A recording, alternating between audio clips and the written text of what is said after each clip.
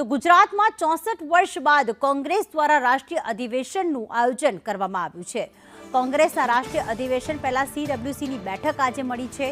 અમદાવાદમાં 2 દિવસીય કોંગ્રેસના રાષ્ટ્રીય અધિવેશનમાં હાલમાં બેઠક ચાલી રહી છે અને હાલમાં દેશની જે પરિસ્થિતિ છે તે અંગે મંથન કરવામાં આવી રહ્યું છે।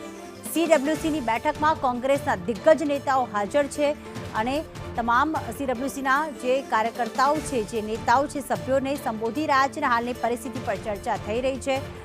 રાહુલ ગાંધી છે, મલ્લિકાર્જુન ખડગે છે, તેઓ આવી ચૂક્યા છે અને હવે CWC બેઠકની શરૂઆત થઈ ચૂકી છે। આ બેઠકમાં સોનિયા ગાંધી, રાહુલ ગાંધી હાજર છે। પ્રતિક, શું વિગતો આ CWCની બેઠકને લઈને?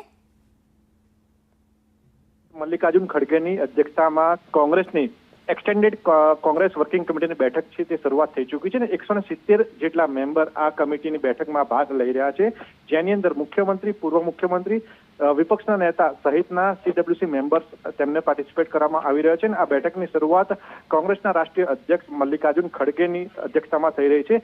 મહત્વનું છે કે દેશની સાંપ્રત પરિસ્થિતિ અને હાલમાં કોંગ્રેસની સ્થિતિ સુધારવા માટે શું કરી શકાય તે તમામ મુદ્દાઓને લઈને આ બેઠકની અંદર વિશેષ ચર્ચા કરવામાં આવશે। કેટલાક મુદ્દાઓ ઉપર ચર્ચા કરવામાં આવશે અને પ્રસ્તાવ મૂકવામાં આવશે, જે પ્રસ્તાવ રજૂ થયા બાદ આવતીકાલે રાષ્ટ્રીય અધિવેશનની અંદર એ પ્રસ્તાવ છે તે કાર્યકર્તાની વચ્ચે મૂકવામાં આવશે। એટલે કહી શકાય કે આજની જે આ બેઠક છે તે ખૂબ જ મહત્વની કોંગ્રેસ માટે, ગુજરાત કોંગ્રેસ માટે બની રહેવાની છે, જેનો અમલ આગામી દિવસોમાં અલગ અલગ રાજ્યોમાં વિધાનસભાની ચૂંટણી દરમિયાન કરવામાં આવશે, જેથી કરીને દેશમાં અને ગુજરાતમાં કોંગ્રેસને વધુ મજબૂત કરી શકાય।